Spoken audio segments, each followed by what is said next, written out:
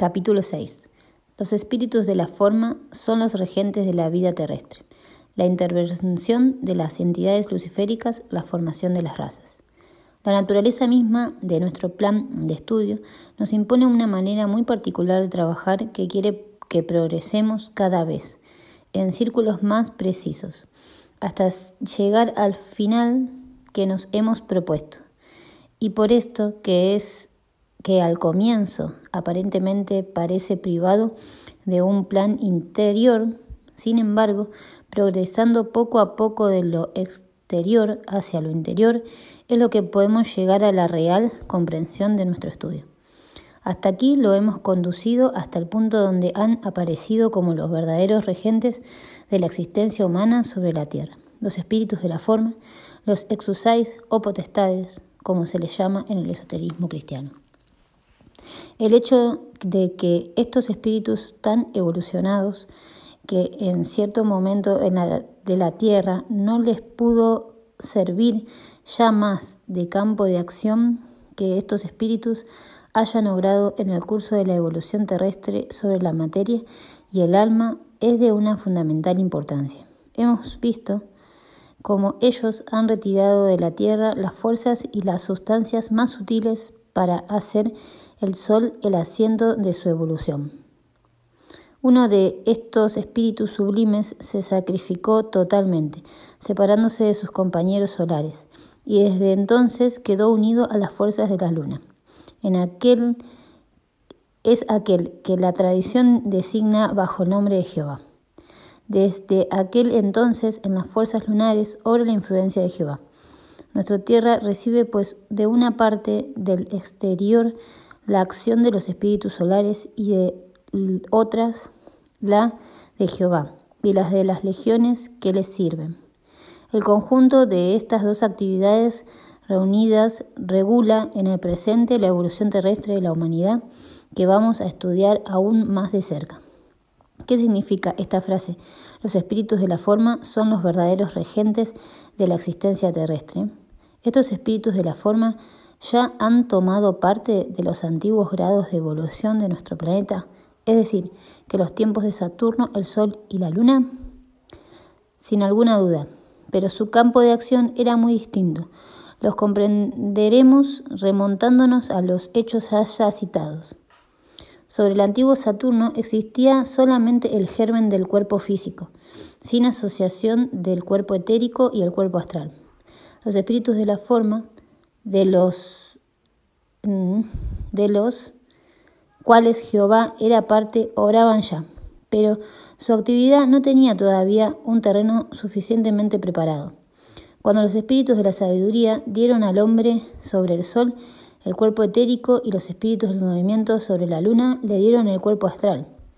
Recién entonces las entidades llamadas potestades encontraron al ser humano preparado para su actividad, porque ellos solamente podían dar lo que hoy llamamos la forma humana a un ser humano dotado de un cuerpo físico, de un cuerpo etérico y un cuerpo astral. Esta forma que hoy podemos estudiar sobre nosotros mismos no ha existido en ninguna fase anterior de la evolución. La antigua luna, el sol y Saturno no fueron más que estados de preparación, pues fue necesario que en cierta evolución se cumpliera antes que el hombre pudiera ser dotado de la noble forma que hoy posee. Cuando nos preguntamos por qué los espíritus de la forma no obran ya sobre el antiguo Saturno, podemos responder que es porque el germen del cuerpo humano que se formó allí era demasiado reciente para que pudiera llegar a un cierto grado de madurez. Este periodo apareció cuando la Tierra llegó al punto que ha sido descrito en la conferencia anterior, en el cual, unido al Sol, ella forma con él un planeta de naturaleza sutil que continúa su evolución. Los espíritus de la forma obran desde el tiempo, preparando lenta y gradualmente el cuerpo físico hasta que él llega a la forma humana. Podemos indicar el momento en que la formación del cuerpo humano fue de una cierta manera terminado, es decir, en su comienzo. Esto no ocurrió al principio del periodo atlántico, Cuando los remontamos en el pasado, más allá de la catástrofe de la Atlántida, encontramos al principio que de aquellos tiempos una imagen de nuestros antepasados muy diferente a la nuestra. Recién más o menos a la mitad del periodo atlántico llegamos al punto en el que el hombre ha tomado en sus grandes líneas la forma que conocemos hoy. Antes de este tiempo, todas las sustancias materiales que lo componían estaban todavía blandas. Al comienzo de la Atlántida no poseía nada de la dureza de los huesos actuales, y ni siquiera tenía la solidez del cartílago. El hombre nadaba, por así decir, en un aire cargado de espesos vapores de agua.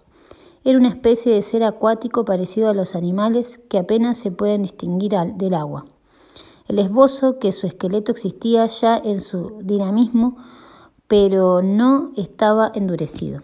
En el tiempo en que las relaciones entre la parte superior y la parte inferior del hombre eran muy diferentes de las nuestras. Actualmente, cuando el hombre duerme, el cuerpo astral y el yo se desprende de los cuerpos físicos y etéricos. Hoy el cuerpo etérico es casi parecido en forma y tamaño al cuerpo físico, y por lo tanto, cuando el cuerpo astral sale del cuerpo físico, sale también del cuerpo etérico. Esto no ocurría al comienzo de la Atlántida. El cuerpo etérico sobresalía de todo el cuerpo físico y sobre todo la cabeza. Por consiguiente, el cuerpo astral quedaba unido a él aunque se alejaba del cuerpo físico. En nuestros días, cuando el cuerpo astral se desprende, en el momento mismo en que deja el cuerpo físico, deja también el cuerpo etérico. La unión del cuerpo astral y del cuerpo etérico fuera del cuerpo físico en aquella época tuvo como consecuencia que el hombre no sintiera en la noche una oscuridad y una pérdida de conciencia tan profunda como en nuestros días. Mientras que él se encontraba fuera del cuerpo físico, percibía una especie de clarividencia velada, las entidades que tenían la naturaleza del alma y del espíritu. Preséntense que si duermen y su astral se desprende del cuerpo físico, su mirada se separa de este mundo, pero en compensación contempla el mundo de las realidades del alma y del espíritu. Pero un hombre hecho así no puede nunca tener un cuerpo físico ni sistema óseo, porque si él es más flexible es porque su cuerpo físico no está todavía endurecido. Veamos ahora las condiciones de existencia de las primeras épocas atlánticas, tal como nítidamente aparecen a la mirada clarividente, pero que sin embargo pueden chocar a la conciencia materialista. El hombre de aquellos tiempos pretéritos tenía un gran poder sobre la forma del cuerpo. Por ejemplo, si quería modificar el aspecto de uno de sus miembros, supongamos lo que más tarde se convirtió en la mano, podía obrar sobre él, alargarlo, haciéndolo elástico, es decir, que él no solamente podía mover sus miembros, sino también extenderlos y alargarlos. Aunque esta idea sea muy desagradable para el pensamiento materialista de nuestros días, ella es una gran verdad, y más evidente aún si todavía no se remonta a la época lemuriana. Veamos ahora cuál era la real razón de este hecho. Preguntémonos, ¿cuándo ha podido el hombre la facultad de poseer miembros elásticos que podían alargarse o retraerse? Fue cuando los espíritus de la forma terminaron su trabajo. Mientras el hombre no hubo recibido la forma física que debía mantener, esta forma pudo modificarse bajo la acción de otros espíritus. Si nos remontamos hacia las épocas que han precedido a la Atlántica, constatamos que la forma humana continuamente se metamorfosea. Pero llega un momento en el que la obra de los espíritus de la forma ha terminado. Ellos han modelado al hombre a su imagen porque han vertido en él su propia forma. Supongamos que algunas de las criaturas humanas no hayan podido alcanzar este punto final. Ellas quedarán rezagadas en su evolución, permaneciendo en un estado prematuro, osificándose, endureciéndose en una forma que conserve el aspecto de un periodo anterior. Lo que ocurría antes de llegar a todo esto era para que el ser que debía convertirse en hombre conservara tanto tiempo como fuera posible una forma y un aspecto móvil hasta que llegara el momento normal para darle una forma estable. Poco antes de este momento, en realidad, representa muy largos periodos, el aspecto exterior del hombre era tal que incesantemente las fuerzas debían obrar sobre él para modelar, transformar y ennoblecer su cuerpo. Supongamos que por los acontecimientos que conocemos más adelante, un cierto número de hombres se vieran sustraídos de la influencia operante de estas fuerzas. El resultado de esto sería que ellos quedarían en un estado retrasado, mientras que los otros avanzarían. Esto es lo que produjo con los animales que están más próximos a nosotros, los monos. Ellos no han dejado que los espíritus de la forma obraran el tiempo necesario. No pudieron esperar, escapando demasiado pronto a la acción de las entidades divinas. Y lo que acabamos de decir sobre los monos se ha producido sin cesar durante todo el tiempo de la existencia terrestre, para otros individuos, para todos los que se han endurecido antes de la hora, y que por lo tanto han quedado retardados y petrificados en un punto de su evolución. Así se ha formado toda la serie de animales actuales. Si se pregunta, ¿es que el hombre desciende de estas formas animales? Se debe responder. El hombre quedó, por así decirlo, sobre el suelo terrestre en un elemento más puro y se condensó sobre la tierra cuando llegó el momento preciso. Este momento en el que el hombre desciende de las sublimes alturas espirituales, toda densidad terrestre es el que la Biblia ha fijado en la maravillosa imagen del paraíso. A pesar de todas las búsquedas, no se encontrará jamás el paraíso en ningún punto de la tierra, pero sí en la atmósfera, porque el hombre descendió del paraíso a la tierra cuando hubo recibido su forma definitiva. Representémonos claramente lo que hubiera debido pasar hacia la mitad de la Atlántida. Cuando los espíritus de la forma hubieran terminado de modelar el cuerpo humano, entonces el hombre hubiera percibido lo que rodeaba con sus sentidos igualmente terminados, adaptándose desde entonces a su medio físico, el cual se le hubiera parecido en contornos imprecisos y nebulosos, pero hubiera llegado el momento en el que el hombre había podido entrar en contacto con el mundo exterior en forma normal, distinguiéndose de lo que lo rodeaba. Hubiera aprendido a decirle a sí mismo, yo, lo que no puede hacerse hasta que uno mismo se distingue de lo que lo rodea. He aquí lo que el hombre hubiera aprendido en aquel momento. Él habría considerado su cuerpo físico como el verdadero vínculo del yo. Ya hemos mencionado el hecho de que en todos los grados de evolución ciertos seres permanecieron rezagados. No pudieron alcanzar los grados de desenvolvimiento que les hubiera permitido obrar en el sentido que acabamos de indicar. Igualmente, en el caso cierto, espíritus de la forma, los que han quedado rezagados y que tienen precisamente una importancia muy especial para la evolución del hombre sobre la tierra.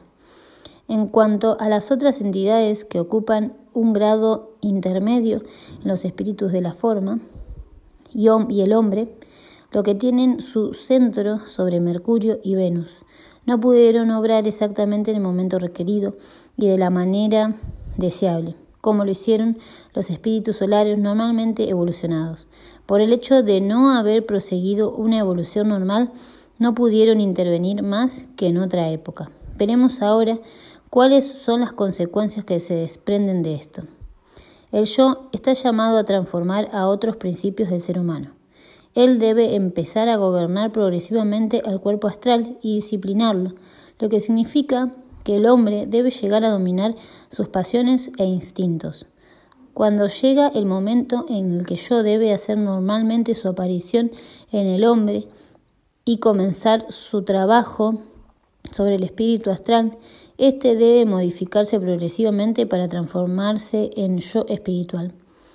En efecto, la acción de los sublimes espíritus de la forma hacia la mitad de la época atlántica hizo posible el comienzo de la transformación. Pero es aquí donde se sitúa la maravillosa intervención de las entidades retardatarias. Ellas no están lo suficientemente evolucionadas para ayudar al hombre a transformar su cuerpo astral en yo espiritual. Obraron demasiado rápidamente sobre el cuerpo astral que todavía no había sido tocado por las fuerzas del yo, incapaz todavía de recibir el yo. El cuerpo astral fue trabajado por estas entidades espirituales retardarias. Comprenderán mejor aún este hecho si recuerdan que el hombre poseía sobre la antigua luna los tres cuerpos físico, etérico y astral, y que las potestades ejercieron en aquel tiempo una influencia normal sobre el cuerpo astral. Las entidades que así habían evolucionado normalmente obraron enseguida sobre el yo, mientras que en las otras que quedaron rezagadas continuaron obrando sobre el cuerpo astral de la misma manera que los había hecho anteriormente sobre la luna. Así, antes de que el hombre hubiera desarrollado su yo, estas entidades rezagadas, aunque muy superiores al hombre, influenciaron su cuerpo astral. De acuerdo a su jefe y principal representante, las llamamos entidades luciféricas. Vemos, pues, que dos clases de entidades obraron sobre el hombre, aquellas cuya influencia fue normal y las que no pudieron, por decir, llegar al yo, trabajaron sobre el cuerpo astral humano. Estas fueron las entidades luciféricas. Tal es la razón por la cual estas últimas trabajaron al hombre en su evolución. Si ellas no hubieran obrado sobre él en la mitad de la época atlántida, las sublimes potestades hubieran hecho aparecer normalmente el yo en el cuerpo astral. Podríamos preguntarnos si los espíritus luciféricos hicieron un mal al hombre, comparado con lo que hubieran hecho las potestades. Ciertamente no. Estudiando los hechos de la clarividencia verífica, uno se da cuenta que estos seres han acelerado realmente la marcha de la humanidad, porque el hombre tendría que haber esperado hasta la última fase de su evolución para desarrollar ciertas posibilidades que los espíritus luciféricos le aportaron antes de tiempo.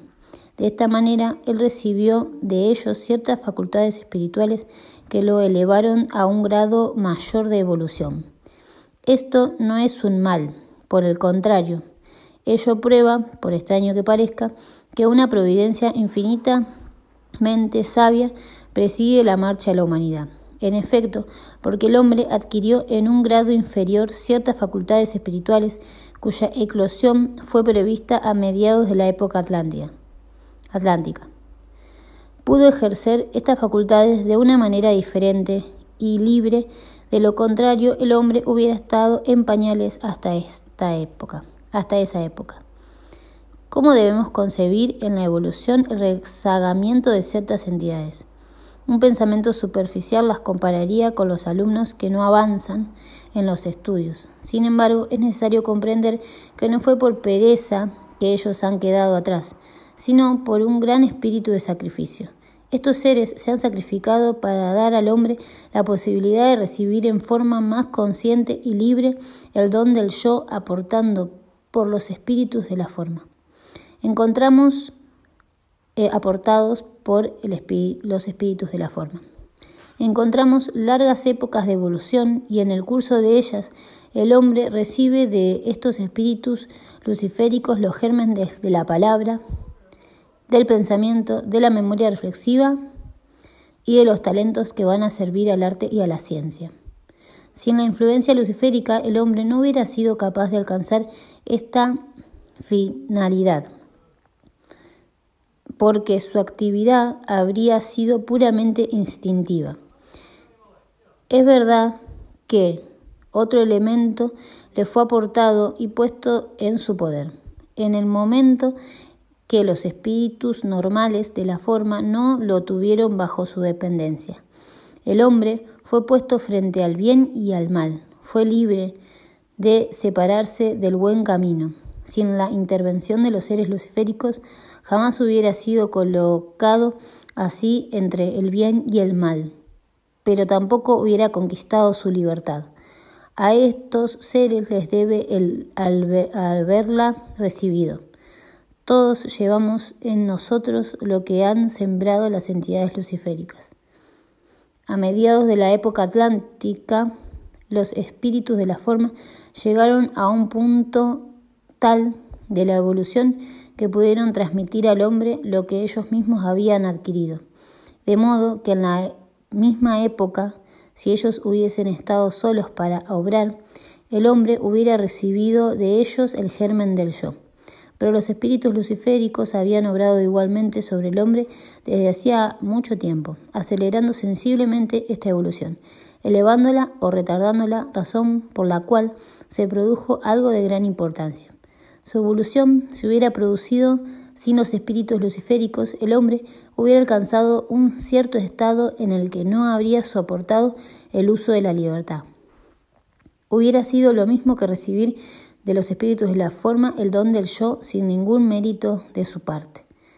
Por el hecho de que los espíritus luciféricos lo han madurado antes de tiempo, resulta, por un lado, él se ha hecho más malo. Por otra parte, no ha recibido en su conjunto la acción de los espíritus normales de la forma, de los espíritus superiores, solares, lo cual es muy importante. Si el hombre hubiera llegado hasta la mitad de la época atlántica, sin haber conquistado su libertad por el desarrollo natural de la evolución espiritual, se hubiera producido lo siguiente. Lo que llamamos al principio Cristo hubiera podido desde entonces descender sobre la tierra. El Cristo habría aparecido ya en esa época, pero como el hombre recibió la libertad, no alcanzó el grado normal de evolución y por consiguiente fue necesario que llegara por su propia fuerza la madurez necesaria para recibir el principio de Cristo, lo que fue posible mucho más tarde en un periodo de tiempo de igual duración al que emplearon los seres luciféricos para obrar sobre él. Es necesario comprender bien que la venida de Cristo sobre la tierra ha sido retardada por la intervención de los espíritus luciféricos, pero por la misma razón los hombres estaban más evolucionados cuando Cristo descendió. Vemos que estas entidades han preparado al hombre para la gran época del descenso de Cristo. En cierta manera, es como si se hubiera dicho, si dejamos al hombre en un estado de conciencia instintiva hasta la época atlántica, igualmente recibirá a Cristo por un simple instinto espiritual, pero él no estaría capacitado para el uso de la libertad. Nos sacrificaremos para hacer nacer ciertas facultades que retardarán el momento en que él vaya conscientemente hacia el Cristo. Y el tiempo transcurrido entre el comienzo de su acción hasta la mitad del período atlántico corresponde exactamente al tiempo que separa esa época hasta la venida de Cristo. ¿Cuál fue la acción que el hombre recibió de las potestades a mediados de la época atlántica? Esta se ejerció solamente en lo externo. Por lo tanto, él no pudo tener plena conciencia de ella en su alma. Las influencias de estos espíritus que ya habían obrado anteriormente indujeron al hombre a obedecer las leyes externas, pero no como una convicción íntima, venida del fondo de su ser, de la misma manera que el animal obedece instintivamente las leyes que son innatas en él, así el hombre siguió los mandamientos de Jehová. Él recibió la ley que fue traducida de forma exterior por Moisés y los profetas. Durante este tiempo los hombres avanzaron en la evolución hasta el punto de poseer en ellos mismos la iniciativa de sus actos. Vemos, pues, que sin que los hombres hayan intervenido gran cosa, su organización sobre la tierra ha sido preparada por las potestades. ¿Sobre qué parte del cuerpo se hizo sentir la acción de las potestades? muy especialmente sobre la sangre, sobre la reproducción y sobre todo lo que se relacione con ellas. En el pasado se ve a los dioses, a los espíritus de los pueblos y a los espíritus de las tribus, organizando a los grupos de los hombres y dándoles sus leyes. En esta época el amor no existía todavía en sus límites de consanguinidad y en sus leyes naturales. Mientras más se remonta en el pasado, más claramente se ve que el lazo que une a los hombres no reposa en las leyes naturales, y en el amor está implantado por fuerzas que se imponen al hombre desde afuera. El principio de Jehová obra en la sangre de las generaciones. De ahí viene el vínculo que une las tribus. Por esta consanguinidad, Jehová hace reinar el orden y la armonía en su pueblo. Los que se oponen a su acción atacan los principios de la parentela fundada sobre la sangre, son los espíritus luciféricos. Ellos quieren impulsar al hombre a que se concentre más sobre las fuerzas de su personalidad individual. Quieren arrancarle de los lazos de sangre hasta el momento en que Cristo viene para ser el hombre un verdadero dueño de la individualidad, para lo cual le ha conferido interiormente su propia fuerza, permitiendo que la sabiduría y la gracia sean las fuentes íntimas de su ser. Esto es lo que los espíritus luciféricos han preparado desde largo tiempo. El hombre maduro para realizar lo que las entidades luciféricas querían recién cuando el Cristo descendió sobre la tierra. Los que conocían estas cosas sabían perfectamente el significado de las palabras Christus verus Luciferus. Cristo es Lucifer verdadero, lo cual es una sentencia esotérica. De esta manera, estos dos principios obran en el curso de los tiempos que precedieron la venida de Cristo. Uno de ellos une a los hombres por lazos de sangre y el otro los separa y tiende a colocarlos en la cima de su ser personal. Poco a poco la humanidad se forma bajo la influencia de estos dos principios. Si tomamos la mirada hacia el grado de la humanidad que tenía la Atlántida, reencontramos al hombre en el momento de adquirir la materia dura de sus huesos. Es necesario recurrir aquí a expresiones usuales. En ese entonces, los espíritus dirigentes debieron velar para que esta osificación no se produjera demasiado rápidamente, pues era necesario que si el sistema óseo fuera mantenido durante un cierto periodo en la época atlántica, lo suficientemente blando como para ser moldeado, pero sabemos que en todas las etapas algunos seres se separaron de la evolución. Y es así que algunos grupos de humanidad se detuvieron en el momento en el que el sistema óseo no había sido terminado aún, por cuya razón ellos lo endurecieron prematuramente. Sin embargo, los espíritus siguieron trabajando para que obrara el principio de la forma, para que una parte de la humanidad guardara su relación con ella. ¿Cuál fue la consecuencia de esto? Es posible hacer endurecer sobre la Tierra ciertos elementos y detenerlos en su evolución, pero el desarrollo terrestre continúa su marcha hacia adelante, dejando atrás lo que no pudo evolucionar más de manera de lo que fue endurecido prematuramente. Muy difícilmente podrá adaptarse a las épocas futuras.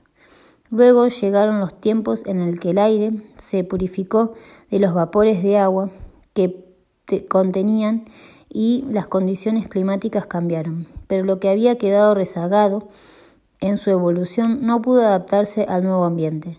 Estos grupos de humanidad, cuyo sistema óseo fue endurecido demasiado rápidamente, formaron las razas humanas decadentes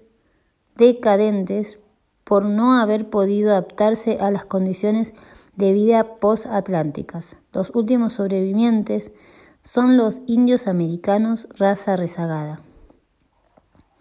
Otros grupos también quedaron atrás porque no solamente el sistema óseo fue endurecido demasiado rápidamente, sino también el sistema nutritivo, el cual, gobernado por las fuerzas, el cuerpo etérico, mientras que el sistema óseo está sometido a las fuerzas del cuerpo físico. Los últimos sobrevivientes del grupo humano, en el cual el sistema de nutrición se endureció, forman actualmente la raza negra. Hubo también hombres que se degeneraron porque su sistema nervioso endureció prematuramente hasta un grado muy alto. En el lugar de quedar blandos en el tiempo suficiente como para poder servir de herramienta conveniente al pensamiento, el cerebro, los últimos sobrevivientes se encuentran en la raza malaya, razón por la cual en ellos se hallan ciertos instintos, pasiones y hábitos sensuales. Y por fin tenemos los hombres en los que el yo se endureció en la sangre. En ciertos periodos de la evolución, el yo fue endurecido en su expresión exterior. Simbólicamente hablando, estos hombres endurecidos en su sangre tienen como último sobreviviente a los pueblos de raza mongólica. En cuanto a aquellos que mantuvieron maleable estos elementos de organismo y lo preservaron de un endurecimiento prematuro, han podido continuar su evolución y hasta franquear los límites cerrados del yo. Estos grupos de humanidad partieron de un punto de la evolución terrestre del cual ya hemos hablado, que hoy se encuentra situado en el Océano Atlántico, vecinos a la Irlanda actual, y se dirigieron hacia los países que forman los continentes de Europa y Asia. Abordamos aquí un hecho notable, el de las migraciones de los pueblos salidos de la Atlántida. Estas migraciones están compuestas por los hombres cuyo sistema óseo fue endurecido y cuyas últimas sobrevivientes se encontraron al descubrir el continente americano.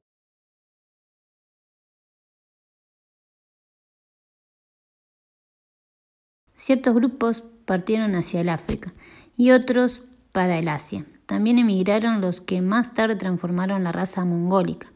Y por último se pusieron en ruta los hombres que ocupaban el continente atlántico vecino a Irlanda, los cuales había conservado largo tiempo de flexibilidad de su organismo.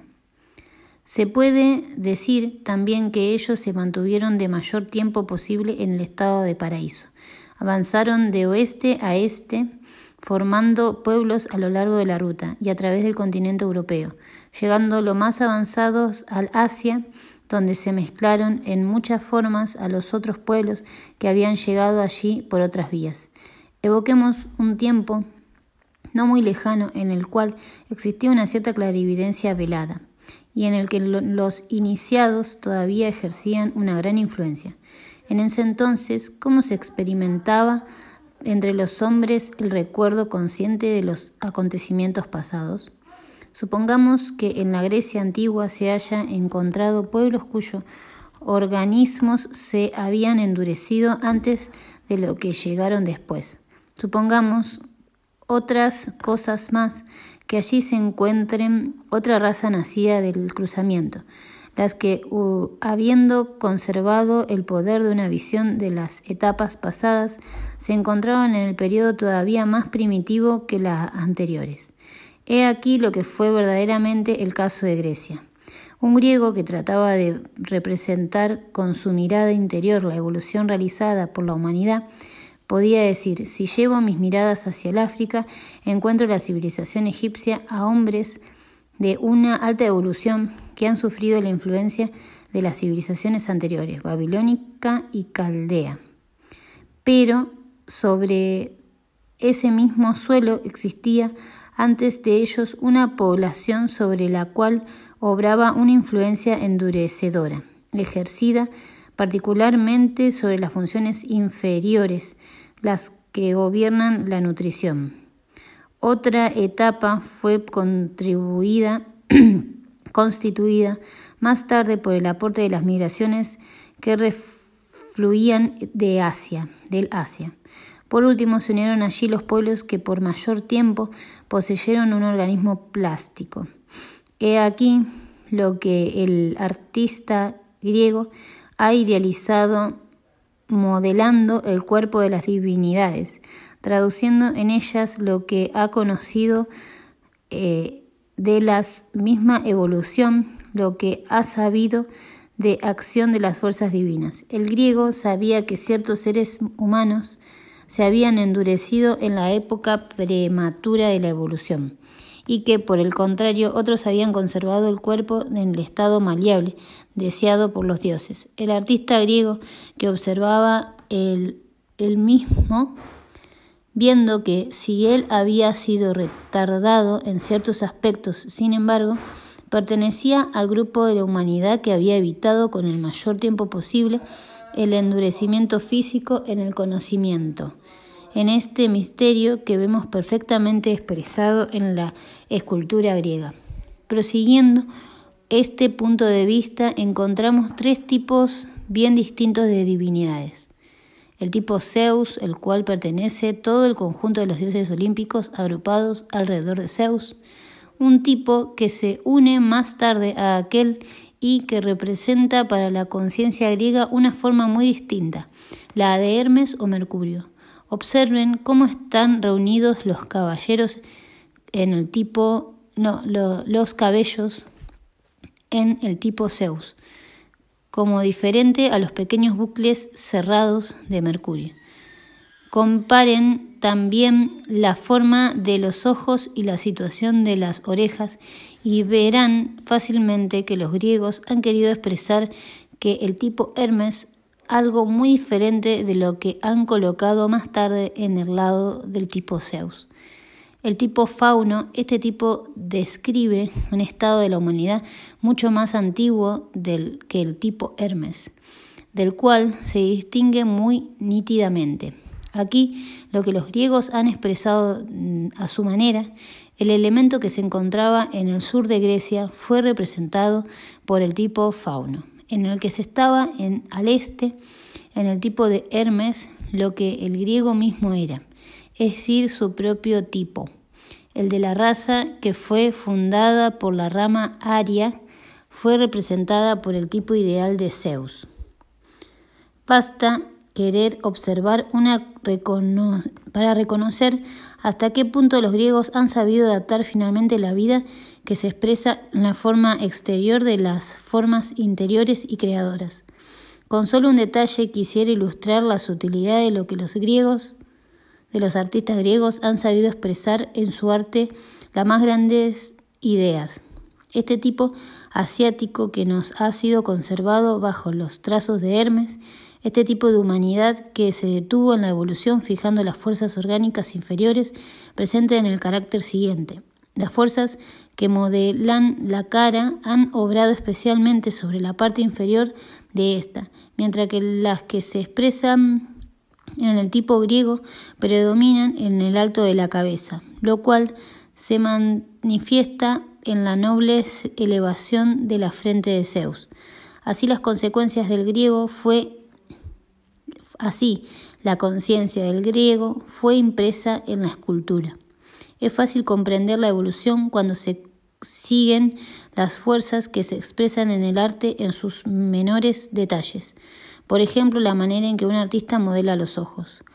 No admiramos solamente el don de la observación de los griegos, sino también la manera que han realizado en formas visibles las fuerzas que obraron en el hombre para modelarlo desde adentro. La historia de la formación de las razas está conservada en la escultura griega, como también en su mitología y en los menores detalles de su arte esencial. Los ojos de una estatua testimonian de una manera muy especial las fuerzas cuya acción es espiritual.